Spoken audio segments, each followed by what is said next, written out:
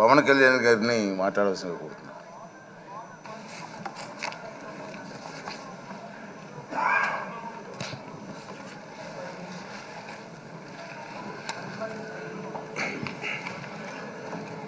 పదహారవ శాసనసభకి ఏకగ్రీవంగా ఎన్నికైన సభాపతి శ్రీ చింతకాల అయ్యన్ పాత్రుడు గారికి హృదయపూర్వక నమస్కారాలు, మీ శుభాకాంక్షలు. ఇది నేను మొదటిసారి అసెంబ్లీలోకి అడుగు పెట్టడం. ఇలాంటి సుదీర్ఘ రాజకీయ అనుభవం ఉన్న దాదాపు 7 సార్లు ఎమ్మెల్యేగాను, ఒకసారి పార్లమెంట్లో అడుగుపెట్టిన మీకు, Panchayati Raj, technical education, forest, R&B అనేక మంత్రిత్వ శాఖల్ని సమర్థవంతంగా నిర్వహించిన మీకు ఈ సభాధ్యక్షుడు, ఈ స్పీకర్ స్థానంలో కూర్చోవడం చాలా ఆనందంగా ఉంది. ఇన్ని దశాబ్దాలు ప్రజలు రాజకీయ జీవనంలో ఇన్ని దశాబ్దాలు ప్రజలు మీ వాడి వేడి చూశారు. మీకు కోపం వస్తే ఋషికొండను చెక్కినట్టు ప్రత్యర్థులకి పదునైన ఉత్తరాంధ్ర యాసలో గుండు కొట్టేస్తారు. నాకు ఒకటే బాధేస్తా ఉంది సార్, ఇకపైన మీకు తిట్టే అవకాశం లేకపోవడం. కానీ ఇక మీద సభలో ఎవరు తిడుతున్నా దాన్ని ఆఫ్ చేసే బాధ్యత మీ చేతిలోనే ఉంది. మీరే మైక్ ఆఫ్ చేయాలి. అంటే మా చిన్నప్పుడు నేను చూసేవాడు, ఒకసారి అల్లరి చేసే అబ్బాయిని క్లాస్ లీడర్ చేసేవాడు చిన్నప్పుడు మా స్కూల్లో. కానీ ఇన్నాళ్ళు ప్రజలు మీ వాడి వేడి పలుకులు, మీ ఘాటైన వాగ్దాటి చూశారు. ఈ రోజు నుంచి రాష్ట్ర ప్రజలు మీ హుందాతనం చూస్తారు. డిబేట్స్ వెనకాల దాక్కుని సంస్కారహీనమైన భాషల్ని, భావాలని రకరకాల మాధ్యాల్లో విరజిమ్ముతూ ఉంటారు. దాని నియంత్రణ మీ ఆధ్వర్యంలో ఇక్కడి నుంచే మొదలవ్వాలి. ఇందాక సభానాయకులు, గౌరవ ముఖ్యమంత్రి శ్రీ చంద్రబాబు నాయుడు గారు చెప్తారు, ఆడబిడ్డలు ఏ విధంగా నలిగిపోయారు ఈ రాష్ట్రంలో గత 5 సంవత్సరాల్లో. చిన్న లేదు, పెద్ద లేదు, ఎవరని లేదు. ఎవరన్నా సరే ఒక మాట మాట్లాడితే వాళ్ళు వ్యక్తిగతంగా దూషణ, సోషల్ మీడియాలో వాళ్ళని క్యారెక్టర్ అసాసినేట్ చేయటం, వాళ్ళు పెద్ద నాయకులు కావచ్చు, కార్యకర్తలు కావచ్చు, లేదా వాళ్ళకి ఎదురు తిరిగి ఒక ఒపీనియన్ చెప్పి ఎవరైనా సగటు మనిషి కూడా కావచ్చు, అది ఇక్కడతో ఈ రోజు నుంచి ఆగిపోవాలి అధ్యక్ష. అది మీ ఆధ్వర్యంలోనే మొదలవ్వాలి. గత ప్రభుత్వం తాలూకు సభ జరిగిన విధానం చూస్తే ఈ వ్యక్తిగత దూషణ ఇవన్నీ చాలా ఇబ్బంది పెట్టే ప్రజలు. ఈ రోజున వాళ్ళకి 11 సీట్లకు పరిమితం అయ్యారు, ఈరోజు లేరు, ధైర్యం లేదు వాళ్ళకి. విజయాన్ని తీసుకోగలిగారు కానీ ఓటమి కూడా ధైర్యంగా కూర్చుకునే వాళ్ళకి స్థాయి లేదు, వాళ్ళకి పారిపోయారు ఇక్కడి నుంచి.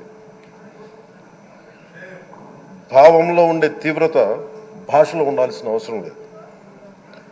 భాష మనుషుల్ని కలపడానికి కానీ విడగొట్టడానికి కాదు, భాష విద్వేషం రేపడానికి కాదు, పరిష్కరించడానికి. ఎంత జటిలమైన సమస్య అయినా, భయంకర సమస్య అయినా చర్చల ద్వారా పరిష్కరించుకోవడానికి కానీ వివాదం సృష్టించడానికి కాదు. ఈ సభ ఉన్నది అందుకు. కానీ మనం చూసింది వాళ్ళ దగ్గర నుంచి బూతులతోటి, వ్యక్తిగత దోషులతోటి రాష్ట్ర పురోభివృద్ధిని ఆపేశారు. అలాంటి సభ కాకుండా ఇందాక మన పెద్దలు శ్రీ గౌరవ ముఖ్యమంత్రి చంద్రబాబు గారు చెప్పినట్టుగా ఇది భవిష్యత్తుకి ఇది ఒక ప్రమాణిక, ఒక ప్రమాణం అవ్వాలి.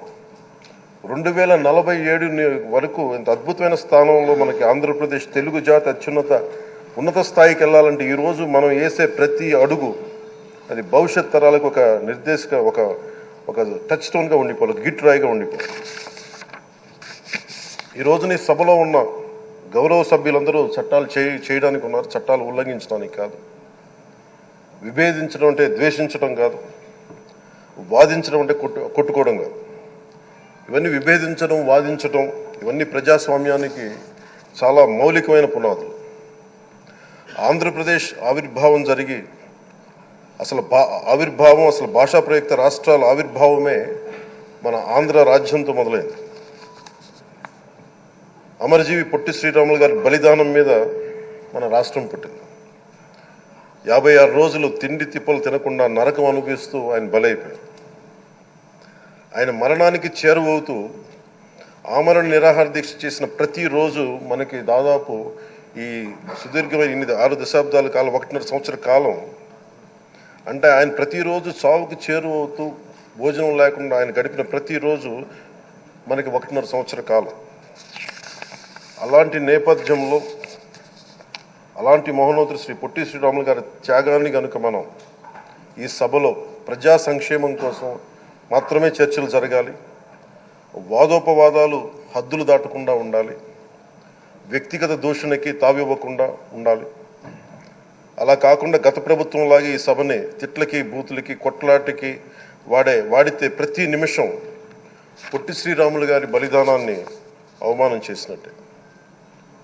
ఒక గొప్పవాడు, ఒక మహానుభావుడు బతికినప్పుడు మాత్రమే కాదు, చనిపోయిన తర్వాత కూడా కొన్ని తరాలు ఉపయోగపడతారని నిరూపిస్తారు.